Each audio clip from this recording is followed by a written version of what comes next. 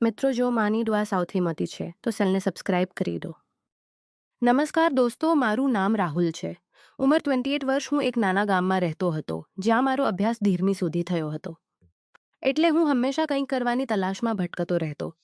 ત્યારે મારા એક ખાસ મિત્રએ કહ્યું કે શહેર મારા એક મોટા બંગલાના માલિકને ગાડીના ડ્રાઈવરની જરૂર છે. આ સાંભળવીને મારી ખુશીનો પાર ન રહ્યો, કારણ કે મેં મારી ખુશીનો વખત ચલાવી હતી અને ગાડી ચલાવવાનો સારો અનુભવ હતો. મેં મા બાપને પૂછ્યું અને શહેર જઈને કામ કરવાનું નક્કી કર્યું. બીજા જ દિવસે હું અને મારો મિત્ર તેની ટુ વ્હીલ પર બેસીને તે માલિકને મળવા શહેરમાં પહોંચ્યા. શહેરનો એ વિશાળ બંગલો જોઈને હું કેટલીક પોસ્પદ રહી ગયો. આટલું મોટું ઘર મેં ક્યારેય જોયું નહોતું. અમે ડોરબેલ વગાડી તો સામે એક અત્યંત સુંદર, સરળ અને સંસ્કારી યુવતી આવી. તેના વ્યક્તિત્વમાં એક અલગ જ નિખાર હતો, જાણે તે ઘરની શોભા વધારી રહી હોય. તેણે શાંત અવાજે પૂછ્યું, જી કોનું કામ છે? મારા મિત્રએ કહ્યું, સાહેબને ગાડીના ડ્રાઈવરની જરૂર હતી ને. તેણે આવું સ્મિત કરીને અમને અંદર બોલાવ્યા. થોડી જ વારમાં તેની પાછળથી એક સ્માર્ટ માણસ બહાર આવ્યો. મેં વિનમ્રતાથી પોતાનો પરિચય આપ્યો. મારું નામ રાહુલ છે, ગામડેથી આવ્યો છું. તેણે કહ્યું, હું દીપક અને આ મારી પત્ની શોભા. અમે એકબીજાને નમસ્કાર કર્યું. તેણે મારી બોલી વ્યવહાર સ્વભાવ જોયો. પગાર બધા જ ₹1000 નક્કી થયો. મેં કહ્યું કે કાલથી જોઈન કરીશ. શોભા મેડમે પ્રેમથી અમને ચા આપી. કાલથી જોઈન કરીશ. શોભા મેડમે પ્રેમથી અમે વિદાય લઈ લીધી. હવે હું મારા મિત્ર સાથે મારું શ્રીજીવન શરૂ થયું. રોજ સવારે 9 વાગ્યા દીપક સાહેબને કંપનીમાં છોડવું અને પછી ગાડી પાર્ક કરીને રાહ જોવી. શરૂઆતમાં શહેર નવું હતું. રસ્તા, બજાર, કામકાજની રીત બધું સમજાતું નહોતું, પણ થોડા દિવસોમાં બધું ઠીક થઈ ગયું. સમય પસાર થતો ગયો અને તેમના ઘર અને મારી વચ્ચે એક અલગ સંબંધ બની ગયો. સાહેબ ક્યારેક મને ઘરે લઈ જતા, જમાડતા, પરિવારના સભ્ય જેવો વ્યવહાર કરતા. શોભા મેડમ પણ હંમેશા પ્રેમથી વાત કરતી, પાણી આપતી, ચા આપતી, મારી તબિયત પૂછતી, તેમના ઘરમાં કામ કરતા. મને ક્યારેય નોકર જેવું ન લાગ્યું, બલકે લાગતું કે હું તેમના પરિવારનો જ ભાગ છું. હું દિલથી કરતો જીવન શાંત ચાલતું હતું. પણ એક દિવસ જીવનને કરવટ લીધી જેની મેં કલ્પના પણ નહોતી કરી.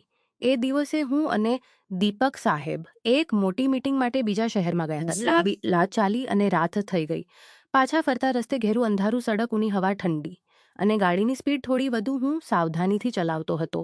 એક મોટા 4 રસ્તા પાસે સ્પીડ ઘટાડી, કારણ કે ત્યાં હંમેશા ટ્રાફિક હોય છે. ત્યાં જ બાજુની સડકમાંથી એક ઝડપી ટેમ્પો આવ્યો. તેનો ડ્રાઈવર નિયંત્રણ ખોઈ બેઠો મારી અને પછી બેકાબૂ ટેમ્પો અમારી તરફ વધ્યો. પાછળથી પણ વાહનો આવતા હતા. વહવાની જગ્યા નહોતી. એક જ પળમાં બધું અસ્પષ્ટ થઈ ગયું. અંદર ડરનો ભયાનક સૈલાબ ઉભર્યો અને આગલી ક્ષણે ટેમ્પો અમારી કાર સાથે એટલી જોરદાર ટક્કર મારી કે જાણે આખું વિશ્વ હલ્લી ગયું. મારું શરીર હવામાં ધક્કા ખાતું, ઉછળવું અને પછી ગાઢ અંધારું. મને ફક્ત એટલું જ યાદ છે કે મારો હાથ અસહ્ય દુખાવાથી બહતો હતો. હું દુખાવાથી શીચો પાડતો હતો અને આસપાસ લોકોની શીખો, પુકાર, ભાગદોડ સંભળાતી હતી. કોઈ સીચ પાડતા, એમ્બ્યુલન્સ બોલાવો. માહોલ ભયાનક બની ગયો. થોડીવારમાં એમ્બ્યુલન્સ આવી. અમને સ્ટ્રેચર પર મૂકીને હોસ્પિટલ લઈ જવામાં આવ્યા. પણ દીપક સાહેબ પૂરેપૂરા બેહોશ હતા. તેમનો ચહેરો સફેદ, હોઠ સુકાયેલા અને શરીરમાં કોઈ હિલચાલ નહોતી. આ જોઈને મારું દિલ બેસી ગયું. હાથ કાપવા લાગ્યા. હોસ્પિટલ પહોંચીને મને બીજા વોર્ડમાં લઈ જવામાં આવ્યો. ડૉક્ટરે કહ્યું કે હાથમાં ફ્રેક્ચર અને પગમાં ઊંડી ઈજા હતો. સાહેબ કેવા છે? પણ મારા મનમાં ફક્ત એક જ પ્રશ્ન ઘૂમતો હતો, દીપક સાહેબ કેવા છે? હું ડૉક્ટરને સાથે જે સાહેબ આવ્યા તેમની શું હાલત છે? ડૉક્ટરે શાંત પણ ભારે અવાજે કહ્યું, તમારી સાથે આવેલા સાહેબનું અવસાન થઈ ગયું છે. એક ક્ષણે મારી શ્વાસ જાણે થંભી ગઈ. દિલ પર કોઈએ ઊંડો પ્રહાર કર્યો હોય એવો દુખાવો થયો. આંખો સામે અંધારું ઘેરાઈ ગયું અને એક પવે લાગ્યું કે મારું જીવન પણ ત્યાં સમાપ્ત થઈ ગયું. મેં પોતાના દુખાવાને અવગણ્યો અને કોઈ રીતે લખડતા હોસ્પિટલની બહાર આવ્યો. ત્યાંની અફરાતફરીમાં મને શોભા મેડમ દેખાય. તેઓ ફૂટી કરીને રડતા હતા. આંખોમાં નિરાશા અને તેના મા બાપ તેને સંભાળવાનો પ્રયાસ કરતા હતા. તેમની નજર મારી તરફ ઉઠી ત્યારે લાગ્યું કે તેઓ મને દોષ નથી આપતા, પણ તેમની આંખોમાં હજારો તૂટેલા પ્રશ્નો તરતા હતા. હું અપરાધી ભાવથી એટલો દબાઈ ગયો કે શ્વાસ લેવો પણ મુશ્કેલ થઈ ગયો. પછી દીપક સાહેબનું શબ ઘરે લાવવામાં આવ્યું. આગલા દિવસે અંતિમ સંસ્કાર થયો અને એ દિવસ તે પૂરા પરિવાર માટે કાવો દિવસ બની ગયો. પણ હું પોતાને કોઈ રીતે માફ ન કરી શક્યો. હાથના ફ્રેક્ચર ઈજાને કારણે મિત્રો મને ન કરી જઈને રાખ્યો. અમે પગની ઈજાને કારણે અને હું દરરોજ પોતાને પૂછતો રહ્યો, જો અમે તે મીટિંગમાં ન જાત જો અમે ગાડીની સ્પીડ થોડી વધુ ઘટાડી હોત તો કદાચ સાહેબ આજે જીવિત હોત, પણ માણસ કેટલું પણ વિચારે, નસીબમાં જે લખાયેલું હોય. 2 મહિના વીત્યા. મારો હાથ ધીમે ધીમે ઠીક થયો, પગનો ઘા પણ ભરાવા લાગ્યો અને હું ફરી શહેરમાં કામ શોધવા આવ્યો ઘણા દિવસ પછી, પણ કંઈ મળ્યું નહીં અને નિર્થક લાગવા લાગ્યું. પછી એક દિવસ અચાનક મારા ફોન પર કોલ આવ્યો. સ્ક્રીન પર દેખાતું નામ જોઈ ને મારા રોમ ઊભા થઈ ગયા, કારણ કે ત્યાં દીપક સાહેબ ચમકતું હતું. એક ક્ષણે લાગ્યું કે હું સ્વપ્ન જોઈ રહ્યો છું, પણ તરત જ સમજાયું કે આ શોભા મેડમનો જ નંબર હશે. મેં ગભરાઈને કોલ ઉપાડ્યો તો બીજી બાજુ એક કાપતો અવાજ આવ્યો. હેલો, હું શોભા બોલું છું. કેટલીક ક્ષણ ચૂપ રહ્યા. કેટલીક ક્ષણ જાણે શબ્દો શોધતા હોય. પછી ધીમેથી બોલ્યા, શું તમે મન મહવા આવી શકો? મારે તમારી સાથે કંઈક જરૂર વાત કરવી છે. તમે હવે ક્યાં છો? મેં તરત કહ્યું, હું નજીક જ છું મેડમ, આવું છું. કોલ કટ થયો તો મારા હાથ ફરી કાપવા લાગ્યા. બધા જૂના આંખો સામે ઘૂમ્યા. તેમનો મારી તરફનો સ્નેહ, તેમના ઘરનું અપનત્વ અને એ ભયાનક રાતની દુર્ઘટના. હું જે ક્યારેક હાસ્ય અને સુખદ શાંતિનો સાથી હતો, પણ આજે તે જ રસ્તાની દરેક પગલાં મારા દિલમાં અપરાધની સોય જેવા ચૂપતા હતા. જેમ મેડમનો બંગલો નજીક આવતો ગયો, મારા દિલની ધડકન વધતી ગઈ. હું ત્યાં મુખેથી તેની સામે જાઉં, તેમની આંખોમાં કેવી રીતે જોઉં છું, કહું શું તેમના દુઃખને ફરી જગાડીશ. આવા હજારો પ્રશ્નો મારા ગડબડ કા હતા. હજારો પ્રશ્નો મારા મનમાં ગડબડ કરતા હતા. આખરે હું તેમના દરવાજ કરીને દબાવી. દરવાજો ખુલ્યો અને શોભા મેડમ સામે ઊભી હતી. તેઓ પહેલા જેવી સુંદર હતી, પણ ચહેરાનું તેજ ગાયબ હતું. આંખોમાં એક અજીબ ખાલીપણુમાં, માથા પર સિંદૂર ન હતું અને ચહેરા પર એક ગાઢ વર્ષો જૂનું દુઃખ સ્પષ્ટ દેખાતું હતું. તેમણે શાંત પણ થાકેલી અવાજમાં કહ્યું, અંદરાઓ. હું સોફા પર બેસવા તૈયાર થયો ત્યારે તેમણે હવેથી પૂછ્યું, શું લેશો, ગરમ કે ઠંડુ? મેં ધીમેથી કહ્યું, કંઈ નહીં મેડમ. પણ તેમણે હમું સ્મિત કરીને કહ્યું, એવું કેવી રીતે આટલા દિવસો પછી આવ્યા છો?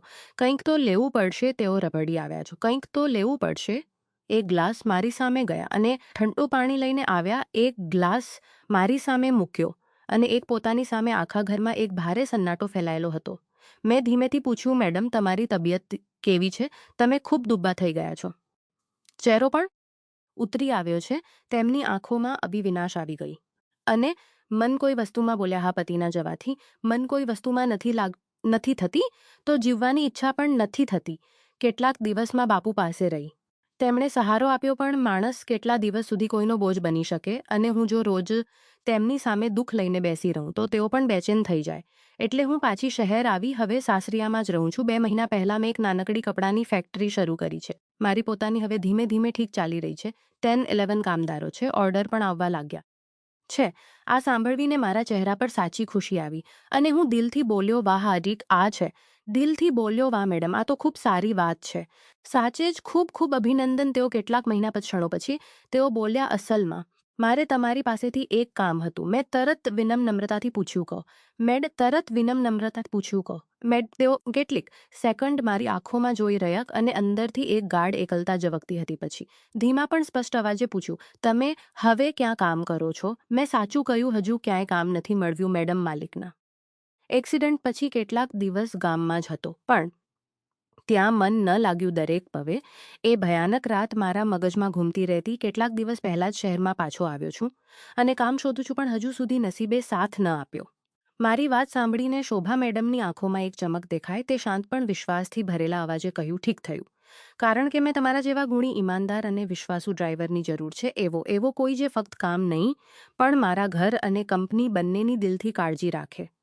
મારી ફેક્ટરી અહીંયાથી 10-12 કિલોમીટર દૂર છે. રોજ જવું પડે છે, પણ મને કાર ચલાવવાનું નથી આવડતું. શું તમે આ જવાબદારી નિભાવી શકશો? હું તો કામ માટે તરસતો હતો, એટલે એક પણ વિચાર કર્યા વગર માથું હલાવ્યું. તેઓ બોલ્યા, ઠીક છે. તમે કેટલો પગાર લેશો? મેં વિનમ્રતાથી કહ્યું, જેટલો પહેલાં મળતો હતો તેટલો જ આપજો. મેડમ, મને વધુ આશા નથી.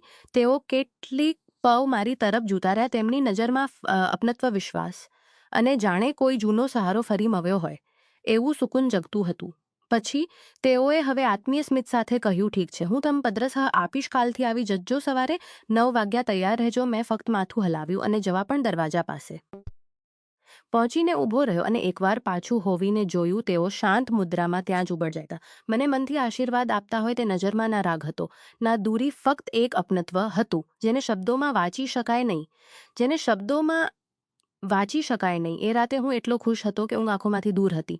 દિલમાં એક અજીબ હલચલ હતી, જાણે લાંબા સમય પછી કોઈએ મને વિશ્વાસ આપ્યો હોય, કોઈએ મને ફરી ઊભા થવાનો મોકો આપ્યો હોય, જાણે જીવને ફરી મારા ખંભા પર હાથ મૂકીને કહ્યું હોય, ઊભો થા, હું હજુ સમાપ્ત નથી થયો.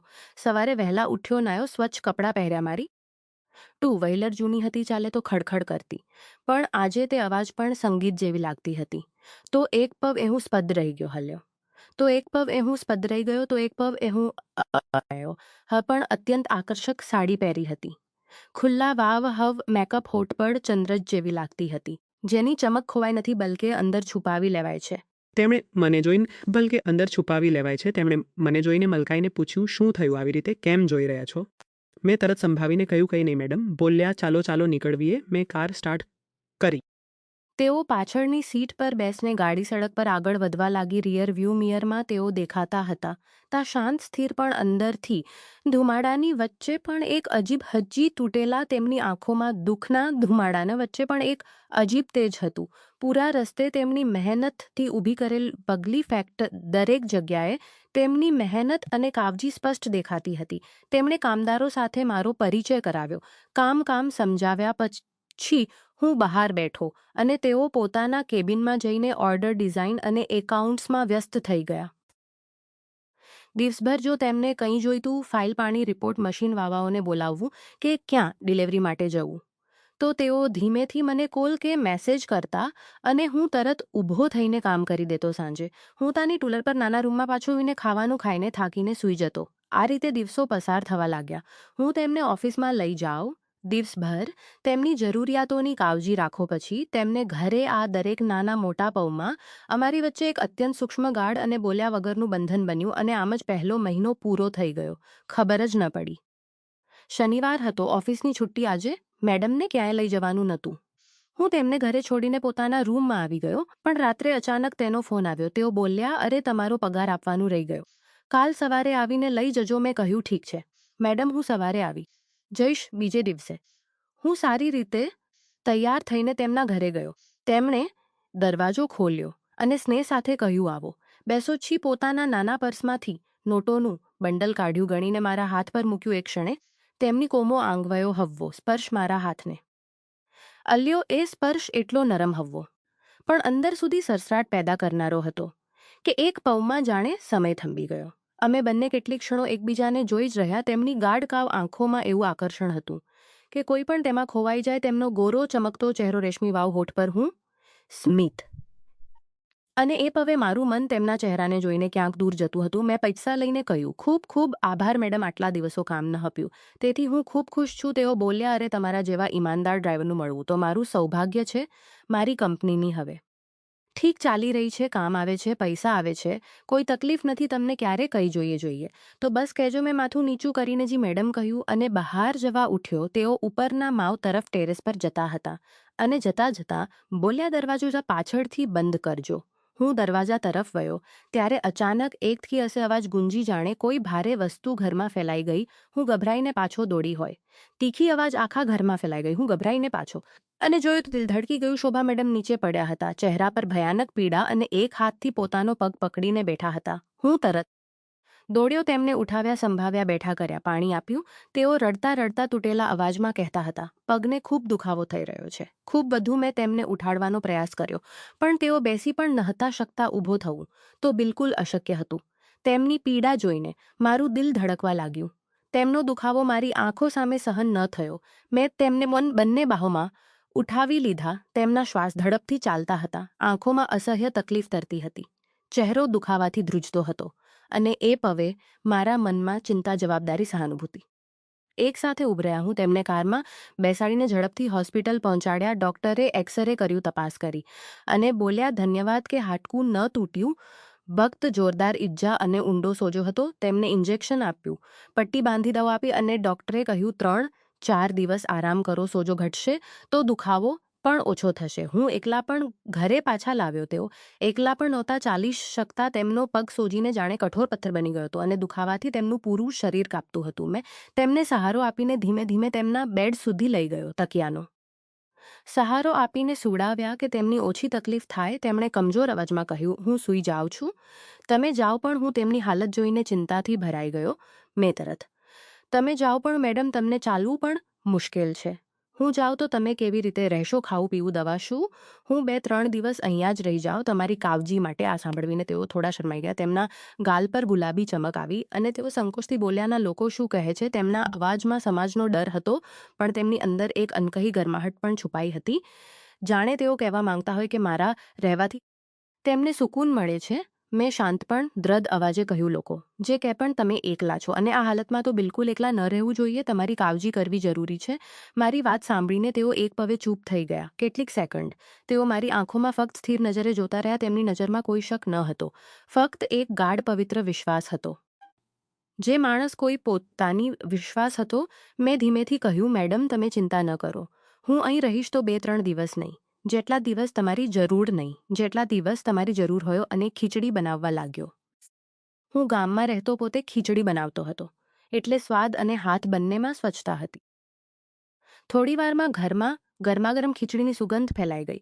મેં તેમના રૂમમાં જોયું તો તેઓ હળવી ઊંઘમાં હતા.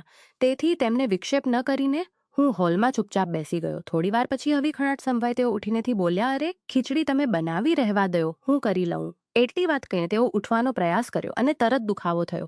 હું દોડીને તેની પાસે ગયો. ના મેડમ, બિલકુલ ન ઉઠો, બધું હું કરી લઈશ. તેમની આંખોમાં કૃતજ્ઞતાની ગાઢ ચમક હતી, જાણે મારી હાજરીએ તેમની એકલતાની દિવાલને થોડી તોડી દીધી હોય. હું પ્લેટ લઈને આવ્યો, તેમને તકિયાનો સહારો આપીને બેસાડ્યા અને પ્રેમથી ખીચડી ખવડાવી. તેઓ મારા ચહેરા તરફ એવી રીતે જોઈ રહ્યા હતા કે તેમની આંખો હજારો અનકાભાવ વ્યક્ત કરતી હતી. જાણે કહેતા હોય કે તમે છો તો હું સુરક્ષિત છું.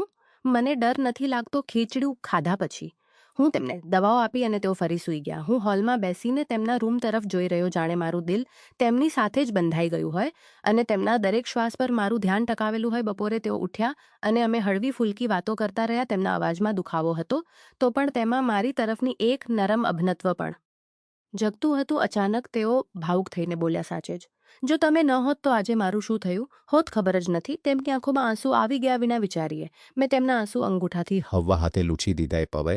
અમારી વચ્ચેની દૂરી જાણે પીગોઈ ગઈ. હું મર્યાદાનું ધ્યાન રાખતો હતો પણ તેમની આંખોમાં કોમવતા વિશ્વાસ અને એક નરમ અનકહ્યું આકર્ષણ ઝબકતું હતું. સાંજે મેં ફરી ખીચડી બનાવી. અમે બંને સાથે શાંતિથી ભોજન કર્યું અને તેમના પગના સોજો થોડો ઘટવા લાગ્યો. હું તે 2-3 દિવસ મેં તેમની દરેક જરૂરિયાતની કાળજી રાખી. ખીચડી બનાવવું, પાણી આપવું, દવા આપવું, તેમને બાથરૂમ સુધી સહારો આપીને લઈ જાઓ અને દરેક દિવસે તેમની આંખોની નરમાશ તેમનો ગાઢ થતો ગયો અને તેમની નજરમાં મારી તરફનો છુપાયેલો સ્નેહ વધુ ગાઢ થતો ગયો.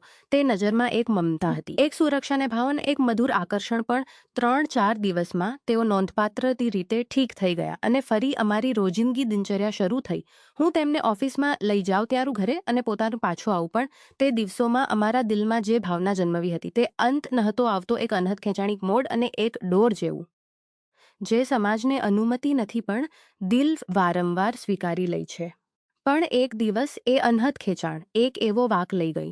હું પોતાના મનમાં મારી માલકીનને દબાવવાનો પ્રયાસ કરતો રહ્યો કારણ કે તેઓ મારી માલકીન હતા, વિધવા હતા, મોટા ઘરના હતા અને હું ફક્ત એક સામાન્ય ડ્રાઈવર. પણ તેઓ મને જે રીતે જરમાહટ હતી એટલો ગાઢ વિશ્વાસ હતો અને કંઈક એવું જેને શબ્દોમાં સમેટવું એકદમ અશક્ય હતું. કંઈક જે સીધું હૃદયથી હૃદય સુધી પહોંચતું હતું. એક દિવસ કંપનીમાં કામ ખૂબ વધારે હતું અને અમે રાત્રે લગભગ વાગ્યે ઘર જ્યાં મેં તેમને કારમાંથી ઉતાર્યા, ચાવી આપી અને પોતાની 2 વ્હીલર પાસે જઈને સ્ટાર્ટ કરવાનો પ્રયાસ કરવા લાગ્યો. પણ કેટલી પણ કોશિશ કરી ગાડી ચાલુ જ નહોતી થતી. એન્જિન વારંવાર અવાજ કરીને બંધ થઈ જતું અને મારા કપા ઉપર ચિંતાના કારણે પરસેવો વહી ગયો. તેઓ દરવાજે ઊભા દૂરથી મને જોઈ રહ્યા હતા. તેમની આંખોમાં ચિંતા હતી. તેમણે પૂછ્યું, ગાડી ચાલુ નથી થતી. મેં સંકોચથી કહ્યું, ના, ખૂબ જ જૂની થઈ ગઈ છે, કદાચ કંઈક ખરાબી છે. બસ કોઈ રીતે પહોંચી જઈશ. તેઓ અવમું સ્વીટ હતી. તેમણે કોમાઓ પણ દરડ અવાજે કહ્યું, આ સમયે રિક્ષા ક્યાંથી મળવશે અને ઘર 6 કિલોમીટર દૂર છે.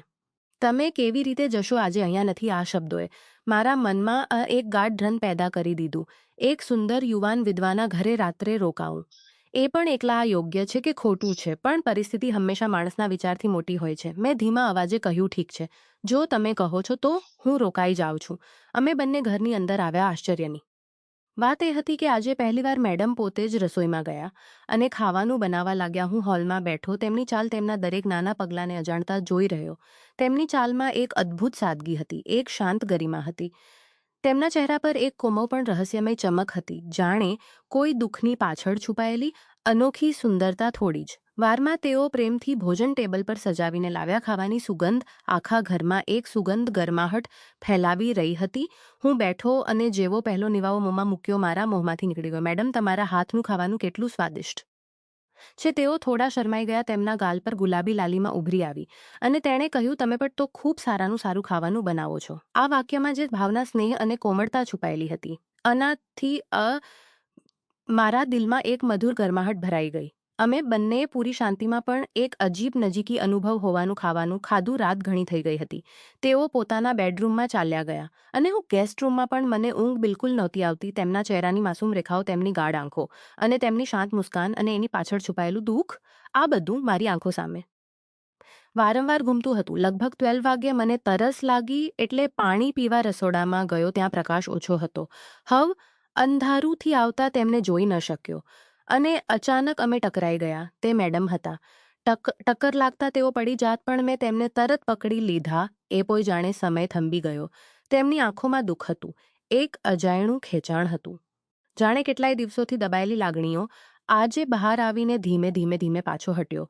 પણ મારું દિલ હજી પણ ધડકતું હતું. પાણી પીવાનું ભૂલી ગયો અને ઝડપથી ગેસ્ટ રૂમ તરફ વોવ્યો. દરવાજો બંધ કરવા જ જતો હતો કે પાછળથી હવા પગલાંનો અવાજ આવ્યો. હું પલટ્યો તો મેડમ મારી ઠીક પાછો ઊભા હતા. હવા પ્રકાશમાં તેની આંખોમાં આંસુ ચમકી રહ્યા હતા. તેમના ચહેરા પર લાગણીઓનું તોફાન ઉમટી રહ્યું હતું અને તેમની નજરમાં એક કાળ, અનકહ્યું, બોલ્યા વગરનો પ્રેમ ચમકી રહ્યો હતો. એવો પ્રેમ જે શબ્દોથી નહીં, સીધો દિલથી દિલ સુધી ટકરાય છે. કંઈ બોલ્યા વગર તેઓ મારી છાતી સાથે ચોંટી ગયા અને ફૂટ કરીને રડવા લાગ્યા.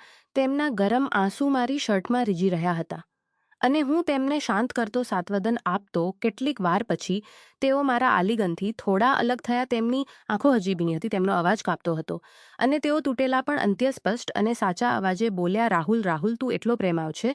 મેં કેટલાય દિવસથી તને જોયો છે. તારા જેવો સાચો, સંપૂર્ણ દિલવાળો માણસ મેં ક્યારેય જોયો નથી. તે કેટલાય દિવસ મારા ઘરે રહ્યો, મારી સંભાળ લીધી, દવાઓ આપી, મને ઉઠાવીને લઈ ગયો, મને સુકૂન આપ્યું, પણ ક્યારેય મારી તરફ ખોટી નજરે ન જોયું. તારા આ સ્વભાવે મને તારી તરફ ખેંચી લીધી છે અને હવે તો મને તારાથી સાચો પ્રેમ થઈ ગયો છે.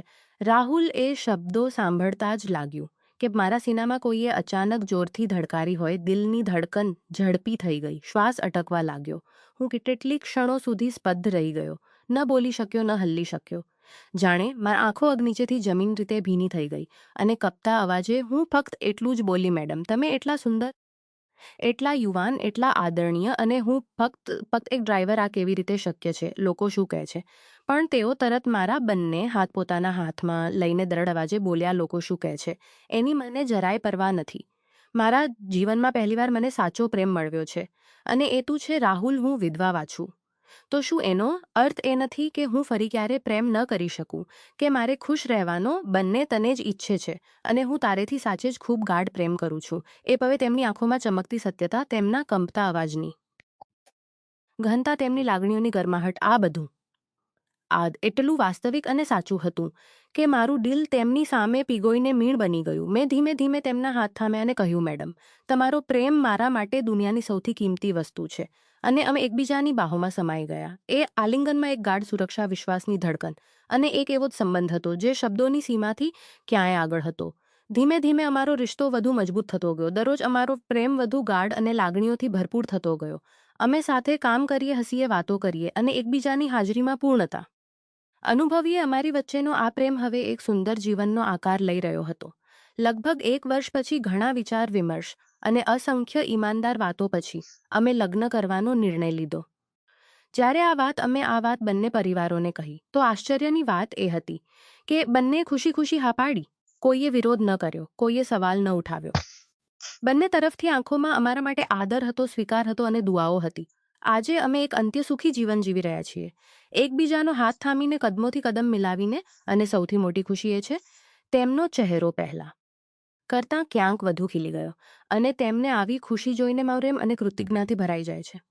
દોસ્તો, તમે જ કહો છો, એક સ્ત્રી વિધવા થઈ જાય પછી તેનો પ્રેમ કરવો ખોટું છે? શું તેને નવો સહારો, નવો સાથી, નવું જીવન ન મળવું જોઈએ? પતિએ ખોઈ દેવું એ કોઈ ગુનો નથી. અને ફરી પ્રેમ કરવો અને ફરી પ્રેમ કરવો તો એકદમ ગુનો નથી. દરેક માણસને નવી શરૂઆતનો અધિકાર છે. ભલે તે સ્ત્રી હોય કે પુરુષ, સમાજને કોઈના જીવન પર પહેરો બેસાડવાનો હક નથી. તેને જીવવા દેવું જોઈએ, મુસ્કુરા ચુરાવા દેવું જોઈએ અને પ્રેમ કરવા દેવું જોઈએ. દુનિયા બદલાય છે, પણ બદલવા શરૂઆત આપણાથી જ થાય છે. જો તમને અમારી આ પ્રેમ કહાની પસંદ આવી હોય તો લાઇક કરજો, શેર કરજો અને ચેનલને સબસ્ક્રાઇબ કરી દેજો. આભાર મિત્રો, અને ખૂબ ખૂબ પ્રેમ. ફરી મળવું એક નવી વાર્તામાં. જય શ્રી કૃષ્ણ.